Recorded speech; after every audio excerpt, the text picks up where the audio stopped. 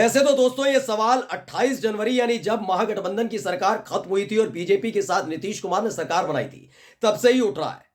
ये दिल्ली में लगातार बैठकों के जरिए जांचा परखा और रिपोर्ट मांगी जा रही है कि क्या भारतीय जनता पार्टी ने वाकई अब तक की सबसे बड़ी सियासी ऐतिहासिक गलती कर दी है कि वो नीतीश कुमार के साथ चले गए। ये इसलिए कह रहा हूं क्योंकि अब तक नीतीश कुमार जब तक बीजेपी के साथ नहीं थे, भारतीय जनता पार्टी के जितने भी साथी थे या यूं कहा जाए बैसाखी थे बीजेपी की, वो एक एक करके खिसकने लगे। अब हालात ये हो गए कि वो तेजस्वी यादव को बाहर सत्ता से बाहर करने के लिए नीतीश कुमार को ले तो आए, लेकिन उनके अपने पुराने साथियों ने बगावत का झंडा बुलंद कर दिया है। आज एक नहीं, दो नहीं, मैं तीन तीन अलग अलग पार्टी के नेताओं की वो चीज दिखाने जा रहा हूं, वो ऐलान दिखाने जा रहा हूं जो भारतीय जनता पार्टी के लिए खासकर बिहार के अंदर बुरी खबर से कम नहीं है।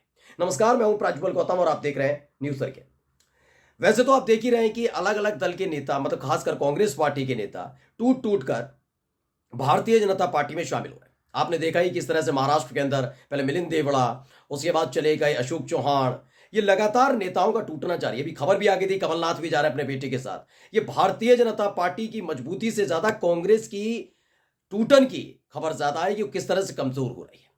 लेकिन पूरे देश में जहां कांग्रेस को खत्म करने के लिए भारतीय जनता पार्टी और उनके नेताओं को तोड़ने का काम कर रही है, तो वहीं दूसरी तरफ बिहार है जिसने ऐसे हालात में और ऐसे हालात पैदा कर दिए, मतलब इस दौर में ऐसे हालात पैदा कर दिए हैं कि भारतीय जनता पार्टी खत्म होने के कगार पर है बिहार के अंदर। वो कैसे, मैं आज अपनी वीडियो के जरिए आपको दिखाने जा रहा हूं।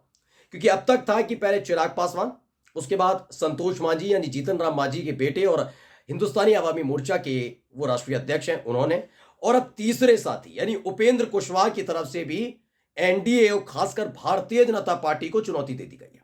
खबर पढ़ लीजिए, जी बिहार झारखंड ने इस खबर को छापा है और क्या लिखा है। उपेंद्र कुशवाहा ने जनता दल यूनाइटेड की इन सीटों पर ठोका अपना दावा कि अब एनडीए में सीट शेयरिंग पर छिड़ेगी रात। क्योंकि इससे पहले दोनों पार्टियों ने, चाहे वो चिराग पासवान की लोक जनशक्ति पार्टी रामविलास हो या फिर हिंदुस्तानी आवामी मोर्चा है, उन दोनों ने ही अलग अलग दलों ने अपने अपनी दावे ठोक दी। अब ऐसे में उपेंद्र कुशवाहा भी सामने आ गए, जो कल तक गीत गा रहे थे, बातें बता रहे थे। उपेंद्र कुशवाहा तो जाकर मिल भी लिए नीतीश कुमार से, ये तमाम चीजें हो रही थी। लेकिन इन सबके बीच खबर पड़ी है, बिहार झारखंड ने छापी है, इंडिया में अब सीटों का घोड़ा गणित सेट होता दिख रहा है। कल यानी यूपी में कांग्रेस समाजवादी पार्टी के बीच डील पक्की हुई, तो आम आदमी पार्टी और कांग्रेस के बीच बातचीत होनी है। वहीं एनडीए खेमे में अभी एक सीट शेयरिंग को लेकर भी कोई फॉर्मूला नहीं बना। ये सब तमाम चीजें चल रही। बिहार में एनडीए के साथ ही और राष्ट्रीय लोक मोर्चा के राष्ट्रीय अध्यक्ष हैं उपेंद्र कुशवाहा इस मुद्दे पर मुखर हो गए। सीट शेयरिंग से पहले उपेंद्र कुशवाहा की पार्टी सीटों पर अपना दावा ठोकने लगी। अब उसने उन सीटों पर अपना दावा कर दिया है जिन पर जनता दल यूनाइटेड का कब्जा है। अब ये देखना होगा कि ऐसे बात बिगड़ सकती है। कौन कौन सी है देखिए। इसमें कुशवाहा की पार्टी आरएमएल यानी जो मैंने अभी बताया था मोर्चा, राष्ट्रीय लोक मोर्चा, इसने क्या किया है, जहानाबाद और काराकाट सीट पर अपना दावा ठोक दिया है। इनका कहना है कि 2 सीटों पर इन्होंने अपना दावा ठोक दिया है। काराकाट से जनता दल यूनाइटेड के महाबली सिंह कुशवाहा, जहानाबाद से जनता दल यूनाइटेड के चंद्रेश्वर प्रसाद चंद्रवंशी सांसद है। इन दोनों ही सीटों पर अब राष्ट्रीय लोक पार्टी ने अपना दावा ठोक दिया है। ये ताजा तरीन खबर है दोस्तों, जबकि ये जानते हुए कि जनता दल यूनाइटेड और बीजेपी के बीच गठबंधन हुआ है, ऐसे में एनडीए के तमाम साथियों को कम से कम बीजेपी से बात करनी चाहिए। जनता दल यूनाइटेड के नेताओं के इन दोनों के बीच सीट शेयरिंग का जो फॉर्मूला तय होगा इस पूरे एनडीए के अंदर, उसका इंतजार करना चाहिए। लेकिन नहीं, अब ये तमाम गठबंधन के साथी चाहते हैं कि साफ साफ अभी बीजेपी की तरफ से कर दिया जाए, जिससे आसानी से एग्जिट कर लिया जाए, यानी इस एनडीए से बाहर आ जाए। अभी तक कहते रहे ना कि मोदी, शाह, इनके खिलाफ कोई कुछ बोल नहीं सकता। साफ तौर पर यह दिशा निर्देश या तो दिया गया है, यह भी विश्लेषण है मैं करके बता दूं, या तो हो सकता है नीतीश कुमार को लेकर बीजेपी इतनी परेशान हो गई है कि वो अपने तरीके से नहीं, अपनी तरफ से नहीं, बल्कि अपने गठबंधन के साथ यानी एनडीए में शामिल साथियों के जरिए नीतीश कुमार को संदेश पहुंचाना चाहती है कि पिछली बार 2019 में 17 सीटों पर बीजेपी और जनता दल यूनाइटेड लड़े थे और बाकी के सहयोगियों को 6 सीटें दी गई थी लड़ने के लिए चुनाव। लेकिन ऐसा होने नहीं जा रहा। नीतीश कुमार को संकेत देना चाहते हैं कि इस बार 17 सीटें जनता दल यूनाइटेड को नहीं मिलने जा रही। या तो ये वाला फॉर्मूला है, या फिर एनडीए के अंदर भारतीय जनता पार्टी टूटने जा रही है।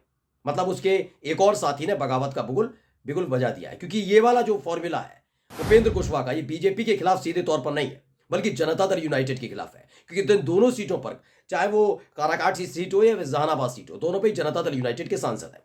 अब इससे पहले की खबर दिखाऊं जो मैं पहले भी दिखा चुका हूं आपको। ये देखिए, एबीपी न्यूज ने इस खबर को छापा था।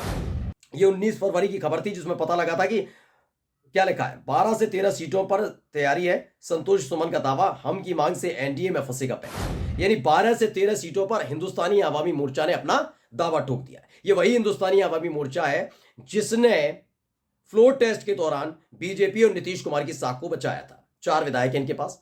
शुरुआत से ही वो 2 मंत्री पद की मांग करते रहे, नहीं माना गया। उनके बेटे को ही मंत्री पद दिया गया, संतोष मांझी को। संतोष मांझी के लिए मलाईदार पद की मांग की गई, मलाईदार पद नहीं दिया गया। यही नहीं, खबर तो ये थी कि इन सब मांगों को भुलाकर राज्यसभा भेजने का प्रस्ताव बीजेपी की तरफ से दिया गया था जीतन राम मांझी को। लेकिन आखिरी वक्त पर जब फ्लोर टेस्ट हो गया, उसके बाद एक लिस्ट आती है बीजेपी की तरफ से जिसमें जीतन राम मांझी का नाम नहीं था। उसके बाद खबर निकल कर आई कि संतोष मांझी ने दावा ठोक दिया है कि एनडीए के साथ हम बिहार के अंदर चुनाव लड़ेंगे, लेकिन 12 से 13 सीटें चाहिए। ये सीटों वाला जो है, ये बीजेपी के लिए चुनौती है सीधे, तो इतनी सीटें तो नहीं मिलेंगी, ये जानते हैं। संतोष मांझी भी जानते हैं, जीतन राम मांझी भी जानते हैं।